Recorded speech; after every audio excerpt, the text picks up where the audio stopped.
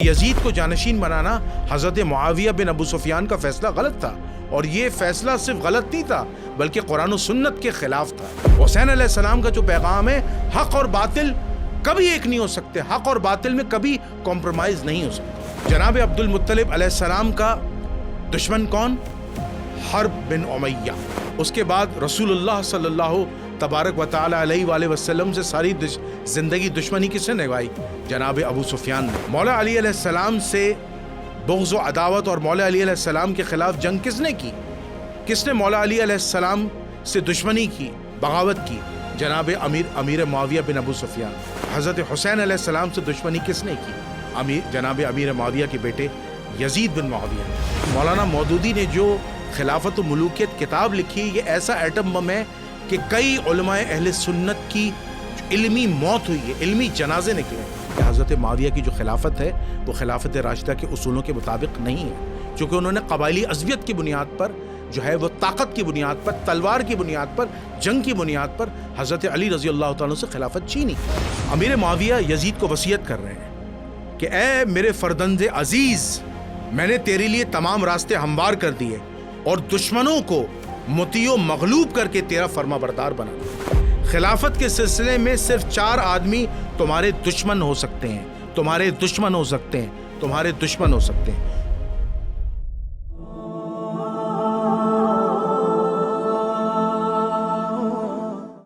نحمده ونصلي ونسلم على رسوله الكريم اما بعد فاعوذ بالله من الشيطان الرجيم بسم الله الرحمن الرحيم اللهم صل على محمد وعلى ال محمد ولا حول ولا قوة الا بالله العلی العظیم۔ ناظرین سامعین، آپ کا میزبان جنید الرحمن حاضر خدمت ہے۔ ناظرین سامعین، جیسا کہ آپ لوگ جانتے ہیں کہ میں نے اپنی گزشتہ ویڈیو کے اندر یہ بات کہی تھی کہ میں خلافت و ملوکیت کی ایک سیریز ریکارڈ کروا رہا ہوں، جس کا آج پارٹ 2 ہے، حصہ 2 میں۔ حصہ اول جو تھا، جو خلافت و ملوکیت سیریز کا تھا، وہ پارٹ 1 ہمارا تھا حدیث ثقلین پر، جسے حدیث خلیفتین بھی کہتے ہیں اور حدیث امرین بھی کہتے ہیں، اور اس میں میں نے حضرت علی رضی اللہ تعالیٰ عنہ کی حجیت اور حضرت علی رضی اللہ تعالیٰ عنہ کی امامت اور خلافت کے متعلق دلائل دیے تھے اور اپنا ایک نقطۂ نظر پیش کیا تھا۔ اگر آپ کو اس نقطۂ نظر سے اتفاق ہے تو بہت اچھی بات ہے، اگر آپ کو اختلاف بھی ہے تو میں نے یہ بات کہی تھی کہ آپ ہمارے کمنٹ باکس میں اپنی رائے دے سکتے ہیں، اس رائے پر ہم نظر ثانی کریں گے، اور اگر وہ رائے اس قابل ہوئی، وہ حجت ہوئی، تو ہم اپنی رائے تبدیل کر لیں گے، ورنہ آپ کو اپنی رائے پر نظر ثانی کرنی ہوگی۔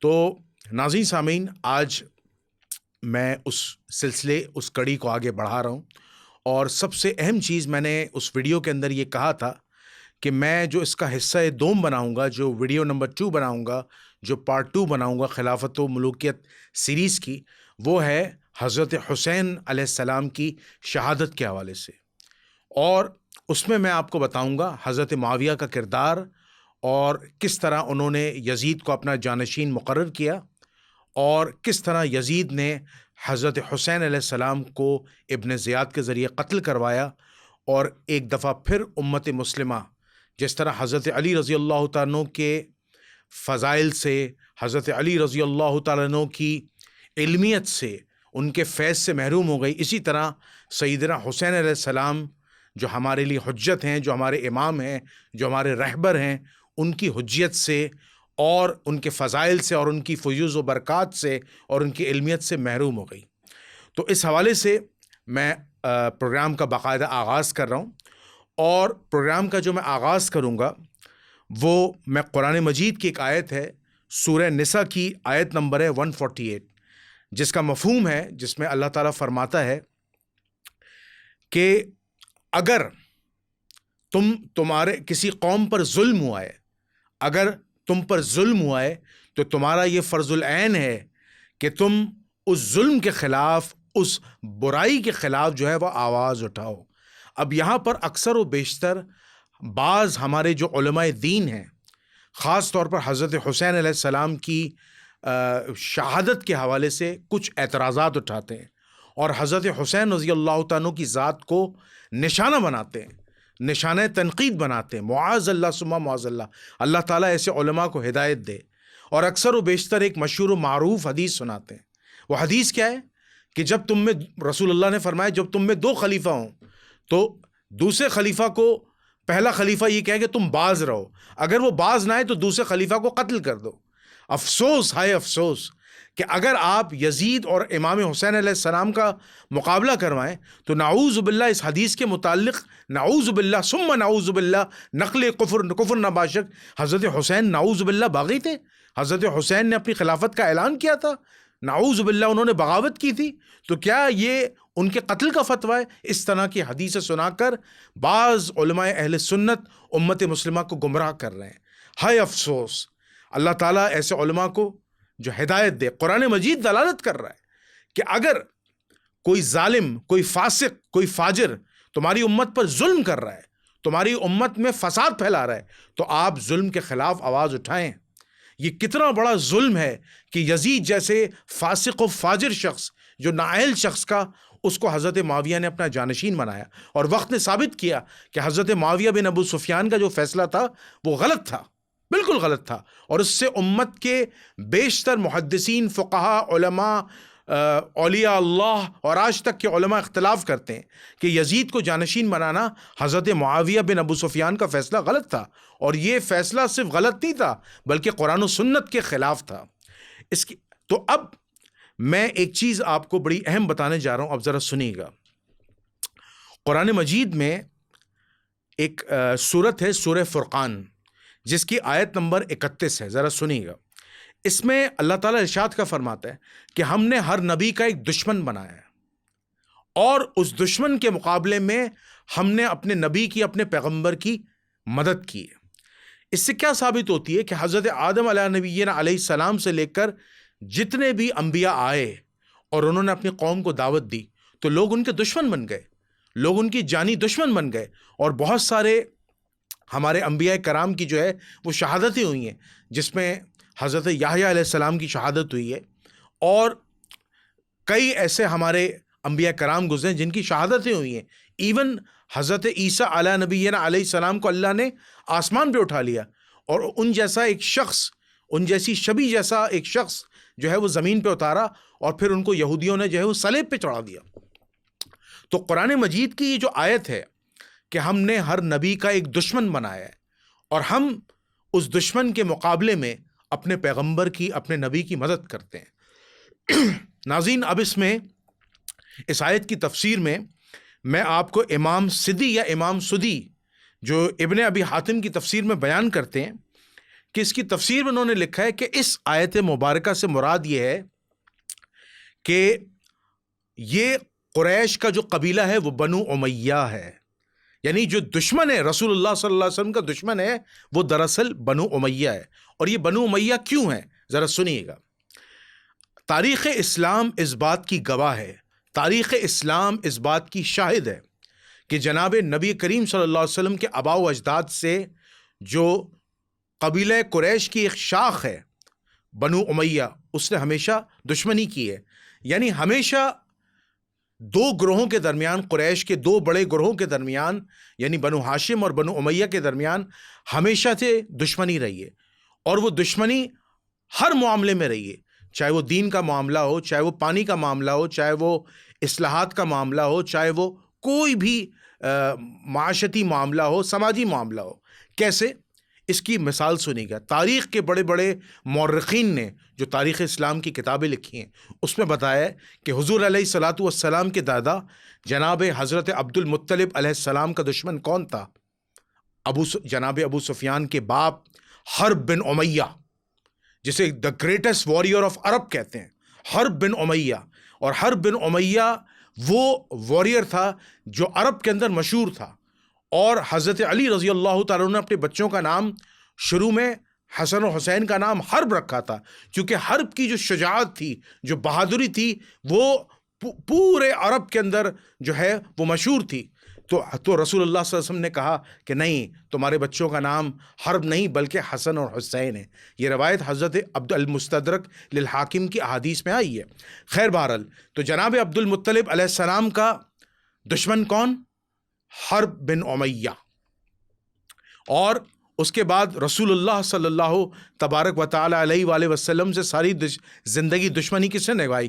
جناب ابو سفیان نے، جو فتح مکہ کے موقع پر مسلمان ہو گئے تھے اور رسول اللہ نے ان کو معاف کر دیا تھا، لیکن ساری زندگی رسول اللہ صلی اللہ علیہ وسلم سے دشمنی کی اور جنگیں لڑیں اور رسول اللہ صلی اللہ علیہ وسلم کے قتل کے در پر تھے۔ تو وہ بنو امیہ کے سردار کون تھے؟ جناب ابو سفیان۔ اور اس کے بعد رسول اللہ صلی اللہ علیہ وسلم کے بعد کون آئے؟ مولا علی علیہ السلام۔ مولا علی علیہ السلام سے بغض و عداوت اور مولا علی علیہ السلام کے خلاف جنگ کس نے کی؟ کس نے مولا علی علیہ السلام سے دشمنی کی، بغاوت کی؟ جناب امیر معاویہ بن ابو سفیان۔ اور اسی طرح امام حسن علیہ الصلاۃ والسلام سے دشمنی و عداوت کس نے کی؟ کس نے ان کے خلاف جنگ کی؟ اور باقاعدہ طور پر ایک روایت میں آتا ہے کہ بنو امیہ کی طرف سے حضرت حسن علیہ السلام کے جنازے پر تیر برسائے گئے۔ تو کس نے کیے؟ جناب امیر معاویہ کا دور۔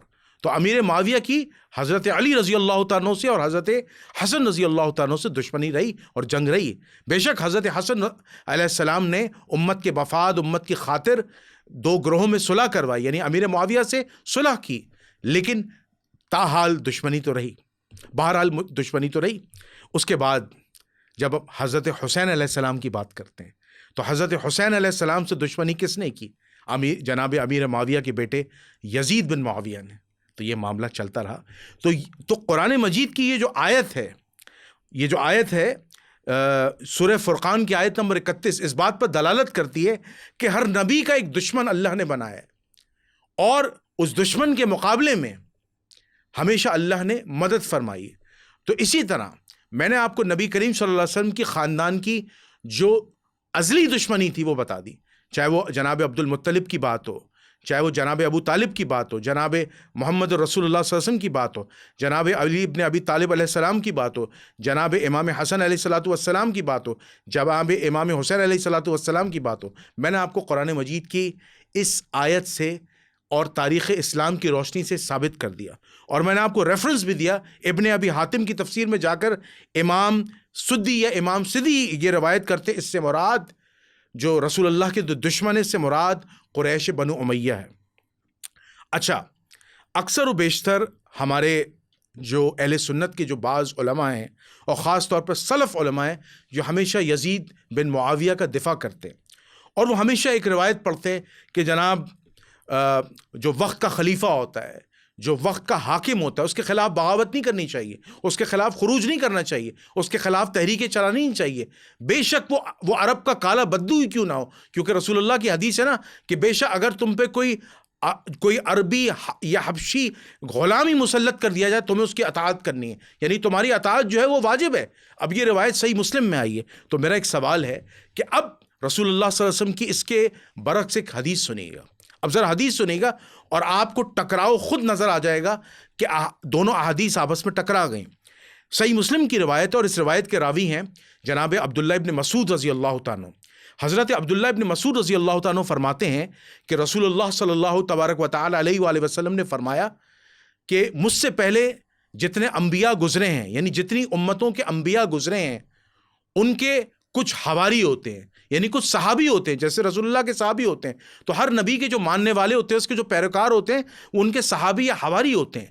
وہ حواری اس نبی کے جانے کے بعد ان کی سنتوں کو، ان کے طریقہ کار کو، ان کے عمل کو دانتوں سے پکڑ لیتے ہیں، اس طرح دانتوں سے پکڑ لیتے ہیں، جکڑ لیتے ہیں، اور عین اس نبی کی سنت کے مطابق چلتے ہیں، اور اسی طرح اس دین کو آگے پھیلاتے ہیں۔ یہ نبی کریم صلی اللہ علیہ وسلم نے فرمایا۔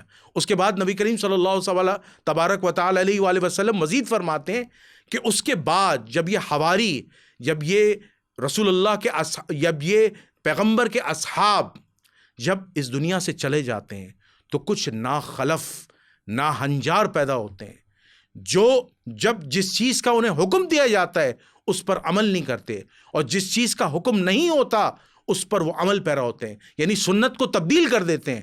تو پھر نبی کریم صلی اللہ علیہ وسلم نے فرمایا کہ جب تم کوئی برائی ایسے لوگوں کی دیکھو تو اسے ہاتھ سے روکو، یعنی نبی کریم صلی اللہ علیہ وسلم نے کیا فرمایا کہ وہ شخص مومن ہے کہ جب کوئی برائی دیکھے، کوئی فتنہ دیکھے، کوئی فساد دیکھے، کوئی ظلم دیکھے، تو اگر وہ قوت و طاقت رکھتا ہے تو اسے برائی سے روکے، اور اس کے بعد اور یہ مومن ہونے کی نشانی ہے. پھر نبی کریم صلی اللہ علیہ وسلم نے فرمایا کہ اگر ہاتھ سے روکنے کی طاقت نہیں ہے تو اسے زبان سے برا کہے تب بھی وہ مومن ہے. پھر نبی کریم صلی اللہ علیہ وسلم نے فرمایا کہ اگر زبان سے برا کہنے کی طاقت نہیں ہے تو کم از کم اسے دل سے برا سمجھے، اور یہ بھی مومن کی نشانی ہے، لیکن یہ ایمان کا آخری درجہ ہے. اس کے بعد انسان دار اسلام سے خارج ہو جاتا ہے.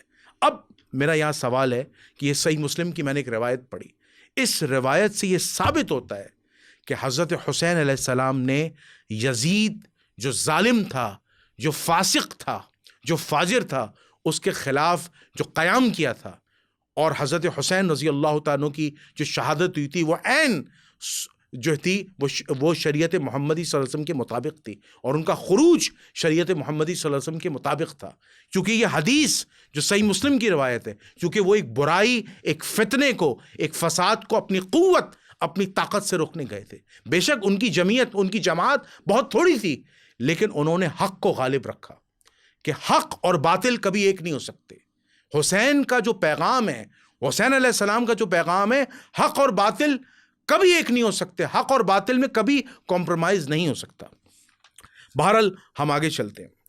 اب ہم حضرت حسین علیہ السلام کی شہادت کے حوالے سے بات کر رہے ہیں، تو میں سب سے بنیادی چیز میں آج آپ کو بتاتا چلوں. میرے سامنے ایک کتاب ہے، خلافت و ملوکیت، یہ کتاب ہے، اور یہ کتاب ہے مولانا مودودی رحمۃ اللہ علیہ کی. اس کتاب کے متعلق میں بتاتا چلوں، یہ ایٹم بم کتاب ہے، اور بیشتر اہل سنت علماء کی جو ہے وہ سمجھ لیں علمی موت ہوئی ہے اس کتاب سے. یعنی مولانا مودودی نے جو خلافت و ملوکیت کتاب لکھی، یہ ایسا ایٹم بم ہے کہ کئی علماء اہل سنت کی جو علمی موت ہوئی ہے، علمی جنازے نکلے، اور اس کے مقابلے میں انہوں نے حضرت معاویہ کا دفاع کرنے کے لیے یا بنو امیہ کا دفاع کرنے کے لیے کئی کتابیں لکھی ہیں، جس میں شیخ الاسلام مفتی تقی عثمانی صاحب کی کتاب بھی سر فہرست ہے. لیکن ان کے جو دلائل ہیں وہ بہت کچے اور ناقص ہیں، اور کئی علماء جو حضرت معاویہ کا دفاع کرنے آئے، ان کے دلائل قرآن و سنت کی روشنی میں بہت کچے ہیں، کیونکہ حضرت معاویہ کے خلاف جو احادیث ہیں وہ اتنی سخت ہیں کہ آپ تصور بھی نہیں کر سکتے کہ نعوذ باللہ ثم نعوذ باللہ، میں تو بہت احترام اور ادب کے ساتھ کہہ رہا ہوں کہ ان کی صحابیت اور ان کا اسلام بچانا مشکل ہو جائے گا. خیر، بہرحال میں آپ کو اب پس منظر بتا رہا ہوں حضرت حسین علیہ السلام کی شہادت کس بنیاد پر ہوئی، اور یہ بگاڑ شروع کہاں سے ہوا، ذرا سنیے گا. حضرت عمر رضی اللہ تعالیٰ کے آخری زمانے میں حضرت عمر کو اس بات کا خطرہ محسوس ہوا کہ کہیں ان کے بعد عرب کی قبائلی عصبیتیں جو اسلامی تحریک کے زبردست انقلابی اثر کے باوجود ابھی بالکل ختم نہیں ہو گئی تھیں، پھر جاگ نہ اٹھیں. یعنی حضرت عمر کو اس بات کا خدشہ تھا کہ کہیں ایسا نہ ہو کہ جو خلافت راشدہ جو مسلمانوں کے اجماع سے، مسلمانوں کی ووٹنگ سے، مسلمانوں کی جمہوریت سے، مسلمانوں کی مرضی سے قائم ہوئی ہے، وہ کہیں دوبارہ قبائلی عصبیت یا موروثی سیاست کی طرف، یا موروثی جو کہہ لیجئے حکومت کی طرف نہ چلی جائے، کہ کہیں باپ جو ہے وہ بیٹے کو سلیکٹ کر رہا ہے اور خلیفہ بنا رہا ہے، اور اس کے نتیجے میں اسلام کے اندر فتنے برپا نہ ہو جائیں. یہ حضرت عمر کی پیشن گوئی ہے. چنانچہ ایک مرتبہ اپنے امکانی جانشینوں کے متعلق کہا، اگر میں ان کو اپنا جانشین تجویز کروں تو وہ بنو ابی معیط، بنو امیہ کے لوگوں کی گردنوں پر مسلط کر دیں گے، اور وہ لوگوں میں اللہ کی نافرمانیاں کریں گے. خدا کی قسم اگر میں نے ایسا کیا تو عثمان یہی کریں گے، اور اگر عثمان نے یہ کیا تو یہ لوگ ضرور معیشتوں کا ارتکاب کریں گے، اور عوام میں شورش برپا ہوگی اور عثمان کو قتل کر دیا جائے گا. اور یہی ہوا. حضرت عمر رضی اللہ تعالیٰ کی جو پیشن گوئی ہے ثابت ہوئی کہ حضرت عثمان چونکہ نرم گو انسان ہے، جب وہ خلیفہ بنائے جائیں گے، بنو امیہ کے لوگوں کو نوازیں گے، اور پھر فتنہ کھڑا ہوگا جناب حضرت عثمان رضی اللہ تعالیٰ کی نرمی کی وجہ سے، اور بنو امیہ کے لوگوں نے ایسا ہی کیا، اور حضرت عثمان رضی اللہ تعالیٰ سے اصحاب کا اختلاف ہوا اور حضرت عثمان کی شہادت ہوئی. اس چیز کا خیال ان کو اپنی وفات کے وقت آیا. ان کا خیال کیا آیا؟ کیونکہ انہوں نے بنو امیہ کے جن لوگوں کو گورنر بنایا تھا، جناب یزید بن ابو سفیان کو اور جناب معاویہ بن ابو سفیان کو، تو حضرت عمر کو بو آ رہی تھی کہ اب مجھے ایسا لگتا ہے کہ میرے جانے کے بعد، میری شہادت کے بعد بنو امیہ کے لوگ مسلط ہوں گے اور عثمان ان کی اعانت کریں گے. عثمان رشتہ داری کی بنیاد پر انہیں گورنرشپ دیں گے، انہیں آسانیاں دیں گے، جیسا کہ حضرت عثمان کہا کرتے کہ رسول اللہ جس طرح بنو ہاشم کا کرتے ہیں اسی طرح میں بنو امیہ کا کرتا ہوں. تو حضرت عمر کی یہ بات صحیح ثابت ہوئی وقت میں. اس چیز کا خیال انہیں اپنی وفات کے وقت آیا. چنانچہ آخری وقت میں انہوں نے حضرت علی، حضرت عثمان اور حضرت سعد بن ابی وقاص کو بلا کر ایک سے کہا کہ اگر میرے بعد تم خلیفہ ہوتے تو اپنے قبیلوں کے لوگوں کو عوام کی گردنوں پر سوار نہ کر دینا.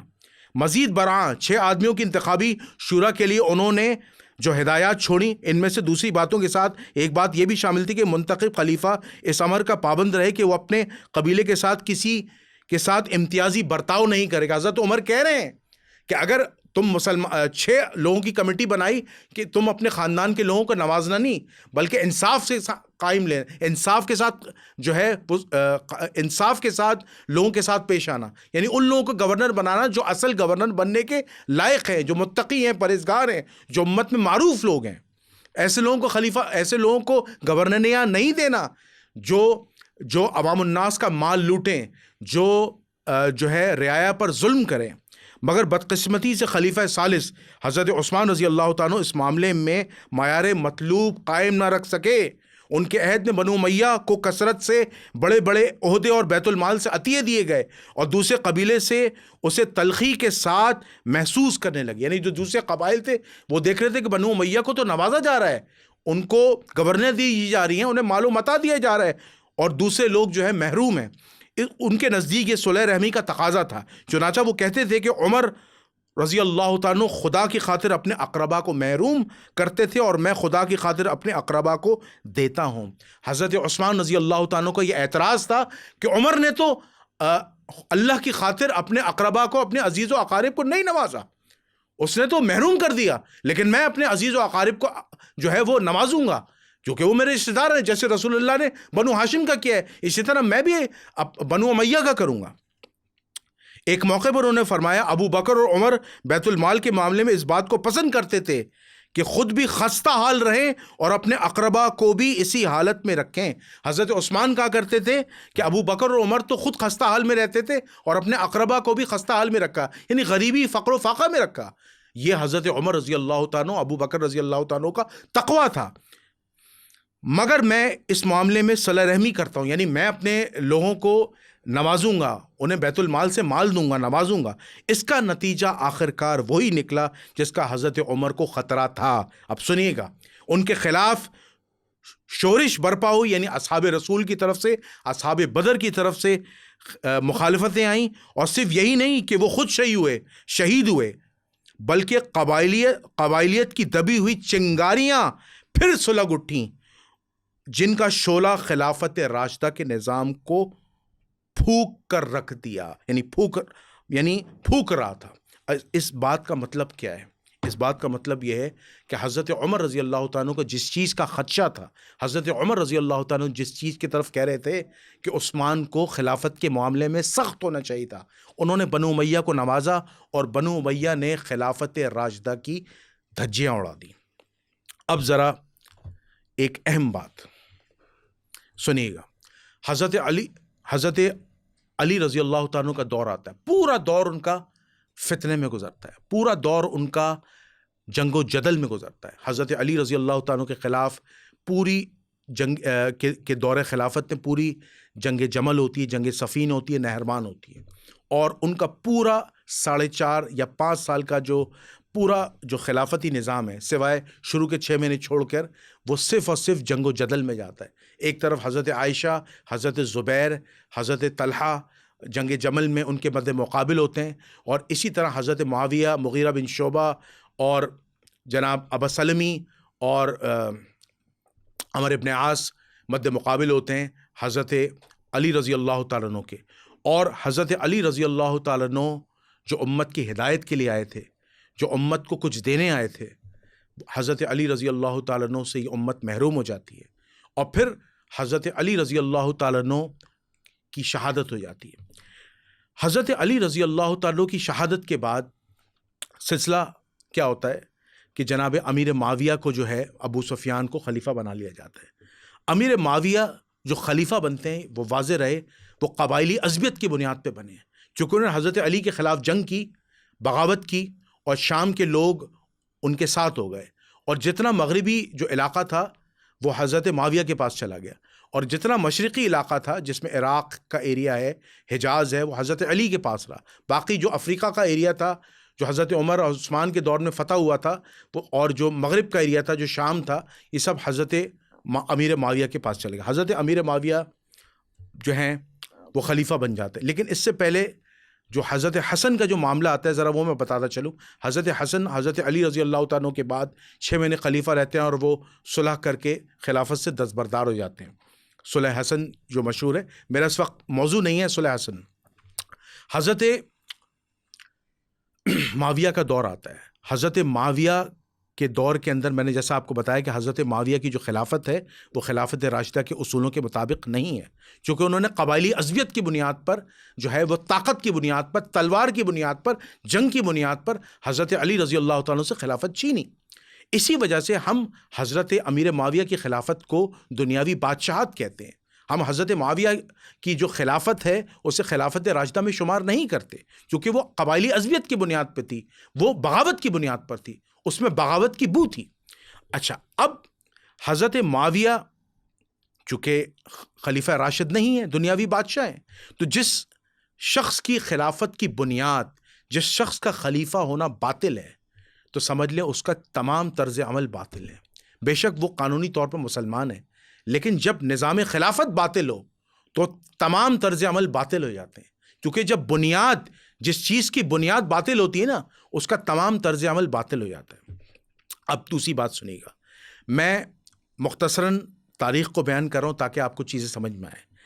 حضرت امیر معاویہ نے ایک غلطی تو یہ کی کہ خود خلیفہ بن گئے اور مسلمانوں کی جمہور رائے سے خلیفہ نہیں بنے، بلکہ خود طاقت کی زور پر، عصبیت کی زور پر، قبائلی عصبیت کی بنیاد پر، کیوں قبائلی عصبیت عرب میں شروع سے موجود تھی کہ قبضہ کرنا، تلواروں سے لڑنا، جھگڑنا، اور پھر فتنہ و فساد کر کے قبضہ کر لینا۔ اب جب یزید کی جانشینیت کی بات آتی ہے تو حضرت معاویہ نے ایک دفعہ پھر غلطی کی۔ حضرت معاویہ کا جب انتقال ہونے والا تھا، یعنی انہوں نے اپنی زندگی میں یزید کی بیعت شروع کی تھی، تو حضرت معاویہ نے اپنی زندگی میں، اپنی دور خلافت کے اندر 3 سیاہ کارنامے کیے تھے۔ یہ بات تاریخ اسلام میں لکھی ہے، اور بچے بچے کو یہ بات پتہ ہے۔ تاریخ کی بڑی بڑی کتابیں اٹھا لیں، تاریخ طبری، تاریخ ابن خلدون، تاریخ ابن کثیر، ٹھیک ہے، بڑی بڑی کتابیں اٹھا لیں، آج کے دور کے علماء کی کتابیں اٹھا لیں، سب نے یہی نقل کیا ہے کہ حضرت معاویہ نے 3 سیاہ کارنامے کی۔ ایک، انہوں نے حضرت علی رضی اللہ تعالیٰ کے خلاف ناحق جنگ کی اور امت میں فساد کا بیج بویا۔ دوسرا انہوں نے کیا کام کیا؟ دوسرا انہوں نے کام کیا کہ جہاں پر مساجد میں، جہاں پر نماز، روزہ، حج، زکوٰۃ، رشد و ہدایت کی مسلمانوں کی بات ہوتی، وہاں پر حضرت علی رضی اللہ تعالیٰ پر تنقید شروع کر دی، حضرت علی رضی اللہ تعالیٰ پر سب و شتم شروع کر دیا، یعنی ان کی برائیاں شروع کر دی، اور اس سے مسلمان اہل بیت کے مد مقابل ہو گئے، منتشر ہو گئے اہل بیت سے، اہل بیت کے لیے ان کے لیے بغض پیدا ہو گیا۔ اور تیسرا، انہوں نے ایک ناخلف، ایک ناہنجار شخص کو، ایک نااہل شخص کو اپنا جانشین جو ہے وہ بنایا، اور خلافت راشدہ کی بنیاد کو پارا پارا کر دیا، ختم کر دیا، اور پوری ملوکیت کی بنیاد انہوں نے رکھ دی، اور جھنڈا گاڑ دیا انہوں نے کہ اب there is no خلافت in Islam, there is no خلافت منہاج النبوہ in اسلام، there is جمہوریت، ملوکیت سسٹم in اسلام، یعنی وہ ملوکیت کو انہوں نے فروغ دیا، ملوکیت کے انہوں نے جھنڈے گاڑ دیے۔ اب جب بات آتی ہے امیر معاویہ نے جب یزید کو اپنا خلیفہ بنانا چاہا، تو یہ خلیفہ بنانے کا جو مشورہ کنہوں نے دیا تھا، وہ حضرت مغیرہ بن شعبہ نے دیا تھا۔ مغیرہ بن شعبہ نے دیکھا کہ اب جتنے بڑے بڑے بدری صحابی ہیں وہ تو انتقال کر گئے ہیں، ٹھیک ہے، اب کوئی امت میں کوئی بڑا اصحاب نہیں رہا ہے، وہ ان کو نظر نہیں آ رہا تھا، تو اب ہونا یہ چاہیے کہ آپ اپنے بیٹے کو جانشین مقرر کر دیں۔ تو اب ٹھیک ہے، امیر معاویہ کچھ معاملے میں ریلوکٹنٹ رہے، لیکن بہرحال ان کی بات مان لی اور یزید کی بیعت شروع کر دی۔ اب اپنے انتقال سے پہلے وہ یزید کو ایک وصیت کر رہے ہیں. اب یہ وصیت میں پڑھ رہا ہوں تاریخ اسلام ڈاکٹر حمید الدین کی کتاب سے, اور یہ وصیت جو ہے یہ تاریخ ابن کثیر میں بھی آئی ہے, البدایہ والنہایہ میں. یہ وصیت حضرت معاویہ کی یزید کو تاریخ طبری میں آئی ہے, اور یہ جتنے بڑے بڑے تاریخ دان گزرے, مورخین گزرے, انہوں نے اس روایت کو نقل کیا ہے. اور کوئی بعید نہیں حضرت معاویہ یہ بات کہہ سکتے ہیں, کیونکہ شواہد حضرت معاویہ کے خلاف بہت موجود ہیں. اب یہ وصیت سنیے گا. امیر معاویہ یزید کو وصیت کر رہے ہیں کہ اے میرے فرزند عزیز, میں نے تیرے لیے تمام راستے ہموار کر دیے اور دشمنوں کو مطیع و مغلوب کر کے تیرا فرما بردار بنا دیا. اللہ اکبر. یہ ذرا سنیے گا, یہ وصیت سننے والی ہے. اور میں تمہیں وصیت کرتا ہوں کہ اہل حجاز یعنی مکے اور مدینے کے لوگ خاص طور پر خیال رکھنا ان لوگوں کا, کیونکہ یہ وہی ہمارے اصل بنیاد ہیں. اہل عراق کی سب خواہشیں پوری کرنا, اور اگر وہ حاکموں کے تبادلے کا پرزور مطالبہ کریں تو پورا کرنا, کیونکہ اعمال کی تبدیلی خون ریزی سے بہتر ہے.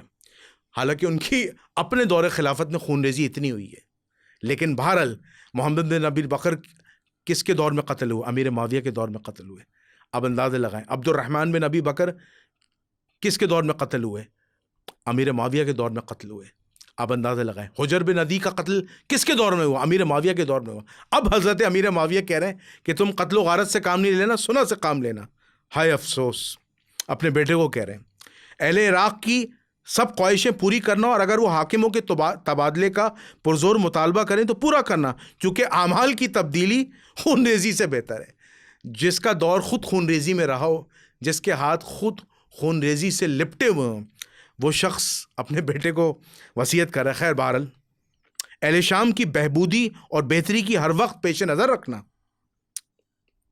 دشمنوں کے مقابلے میں ان سے مدد لینا, لیکن مہم سے فارغ ہو کر فوراً انہیں شام واپس بلا لینا, ورنہ دوسری جگہ رہنے سے ان کے اخلاق بدلنے کا خدشہ ہے.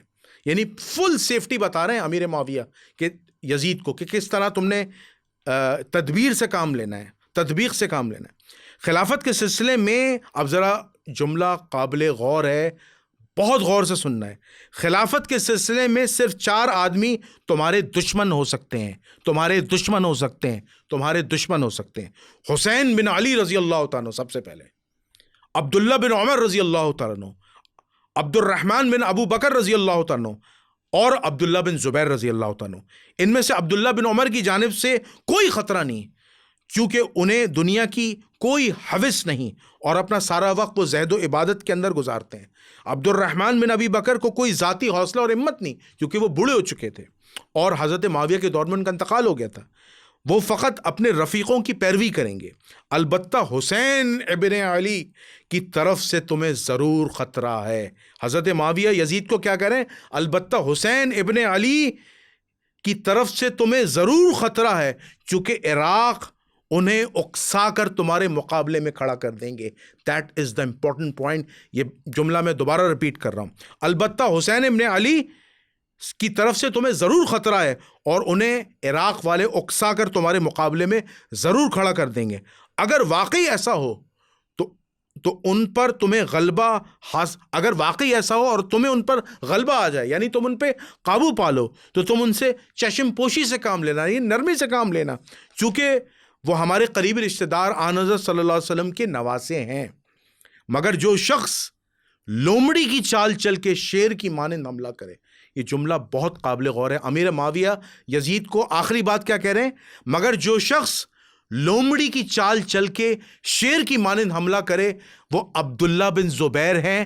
انہیں ہرگز معاف نہ کرنا, بلکہ ان کی بوٹی بوٹی الگ کر دینا, ان کے ٹکڑے ٹکڑے کر دینا, ان کے جسم کا ذرہ ذرہ الگ کر دینا. یہ امیر معاویہ کی وصیت کے آخری الفاظ ہیں. اس کے بعد انہوں نے کچھ اور وصیتیں کی, اور یکم رجب 60 ہجری بمطابق 650 ہجری کو ان کا انتقال فرما کر وہ اس دنیا سے چلے گئے. زحاق بن قیس نے ان کی نماز جنازہ پڑھائی. اب آپ مجھے یہ بتائیں, تاریخ کی بڑی بڑی کتابوں سے, اب اس پر بھی بعض اہل سنت علماء کہیں گے اس کی سند لاؤ, تاریخ طبری میں آ گئی, اتنے بڑے سلف نے اس کو نقل کر دیا, کافی نہیں. تاریخ ابن کثیر البدایہ والنہایہ میں آ گئی. ٹھیک ہے، اور کئی دیگر تاریخ اسلام کی کتاب میں یہ روایت نقل ہوئی ہے، تو آپ اس روایت سے بھاگ نہیں سکتے، کوئی بعید نہیں حضرت معاویہ یہ بات کہہ سکتے ہیں، کیونکہ ان کا جو طرز عمل تھا حضرت علی کے ساتھ، حضرت حسن کے ساتھ اور اپنی دور خلافت میں، وہ بہت سخت تھا، ان کا رویہ جو تھا وہ بہت تلخ تھا مسلمانوں کے لیے۔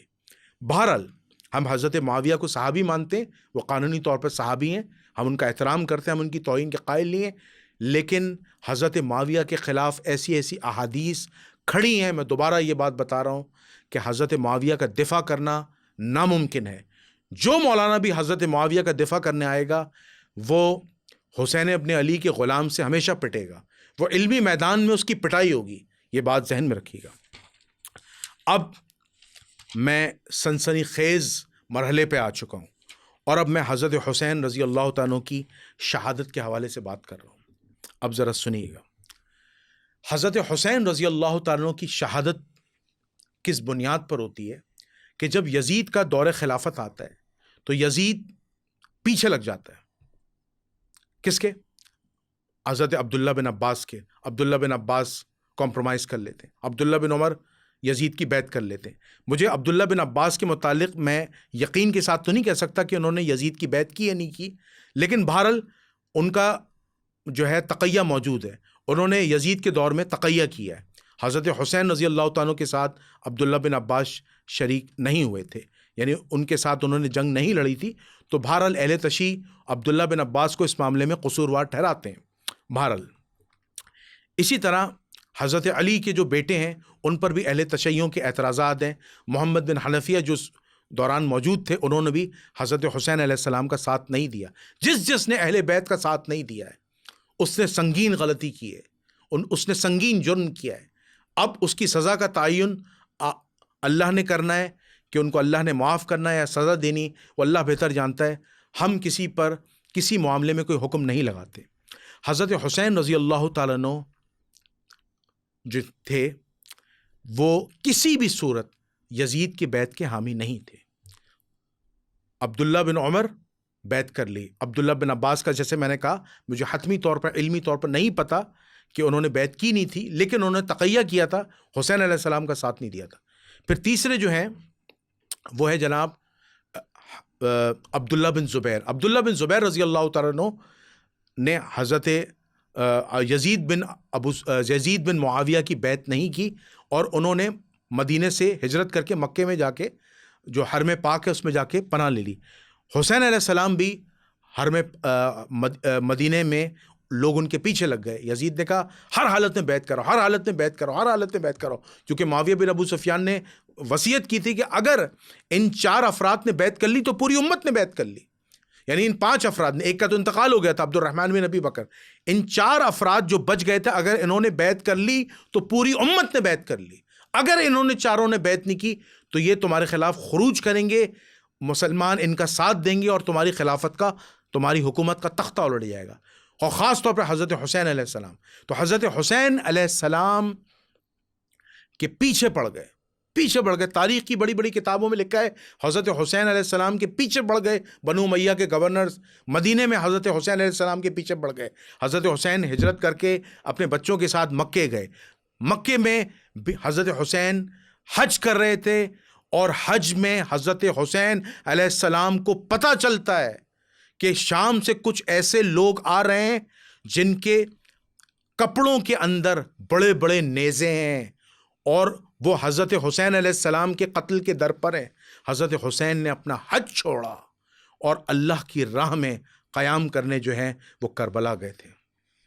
اور سب سے مزے کی بات، اس واقع کربلا میں سب سے انٹرسٹنگ جو پوائنٹ تھا وہ یزید تو لانتی ہے ہی ہے، یزید تو قصوروار ہے ہی ہے، خاص طور پر میں ان کوفیوں کا ذکر کروں گا جو اپنے آپ کو اس وقت کے شیعان علی کہتے تھے۔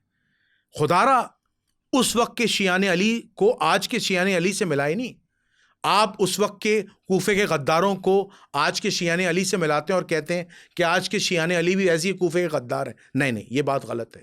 اس وقت کے شیعان علی جو تھے، جو حضرت علی کے پیروکار تھے، جنہوں نے حضرت حسین علیہ السلام کے نام پر مسلم بن عقیل رضی اللہ تعالیٰ عنہ، جنہیں سفیر حسین کہتے ہیں، 18,000 عراقیوں نے بیعت کی تھی، اور پھر عبید اللہ ابن زیاد کے ڈرانے کی وجہ سے کچھ جو ہے وہ جان بچانے کی وجہ سے جو ہے انہوں نے بیعت توڑ دی، کچھ جو ہے وہ انعام کی لالچ کے اندر آ گئے، کچھ باغی بن گئے، حسین کے خلاف کھڑے ہو گئے۔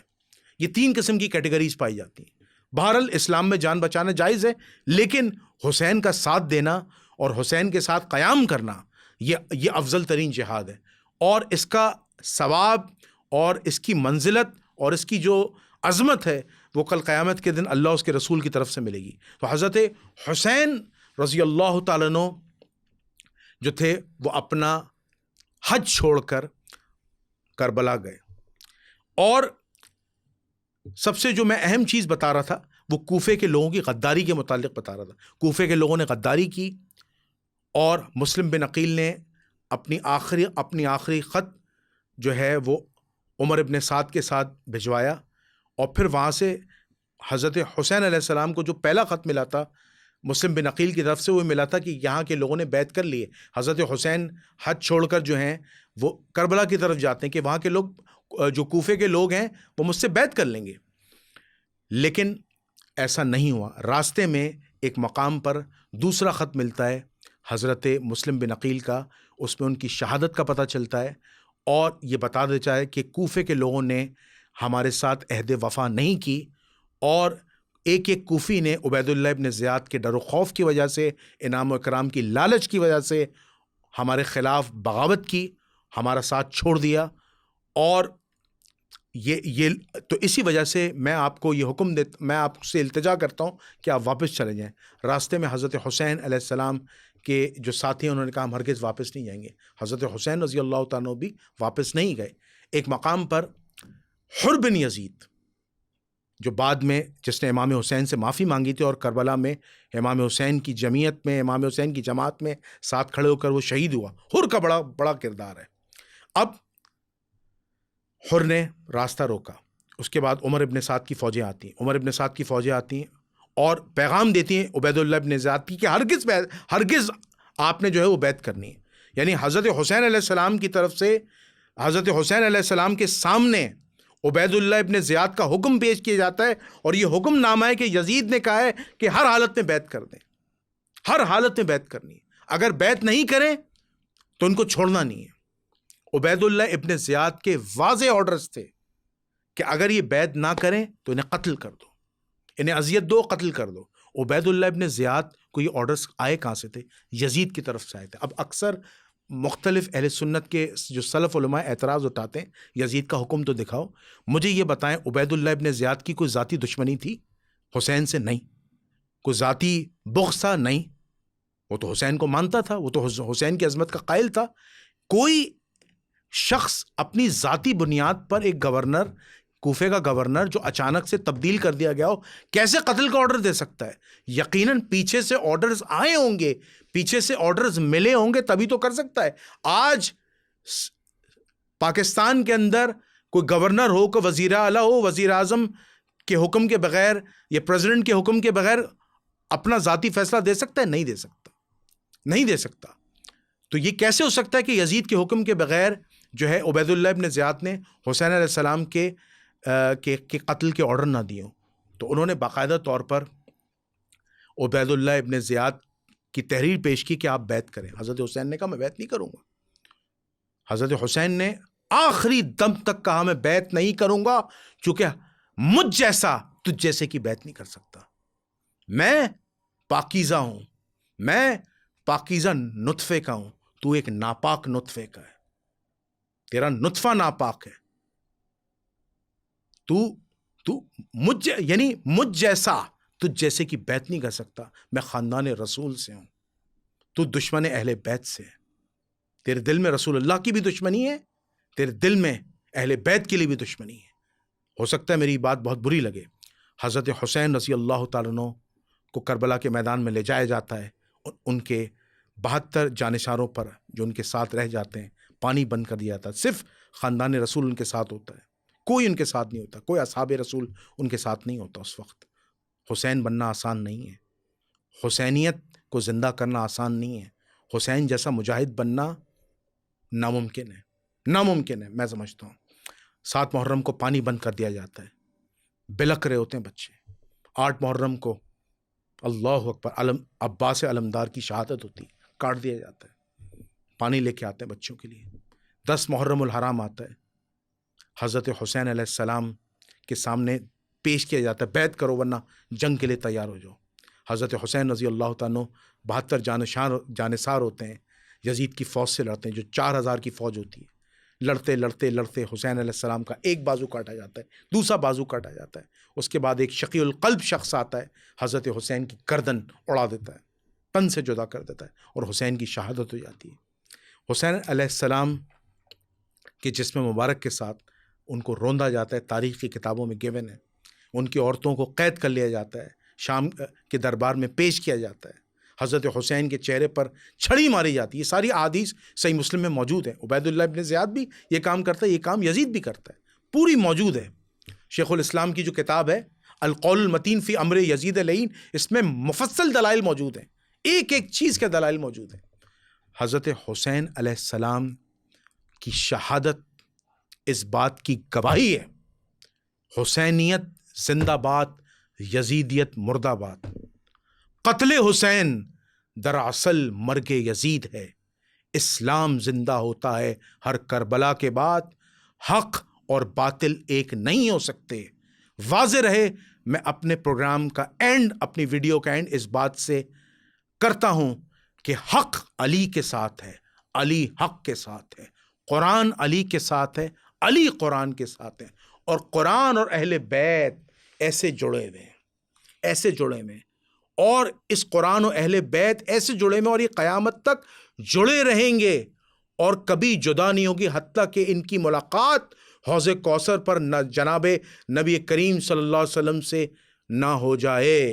تبھی تو نبی نے کہا تھا ثقلین کے موقع پر، ہاتھ اٹھایا تھا مولا علی علیہ السلام کا اور کہا تھا من کنت مولا فہذا علی مولا، جس کا میں مولا علی اس کا مولا. یزیدیت مردہ باد، حسینیت زندہ باد. وما علینا الا البلاغ. السلام علیکم ورحمۃ اللہ.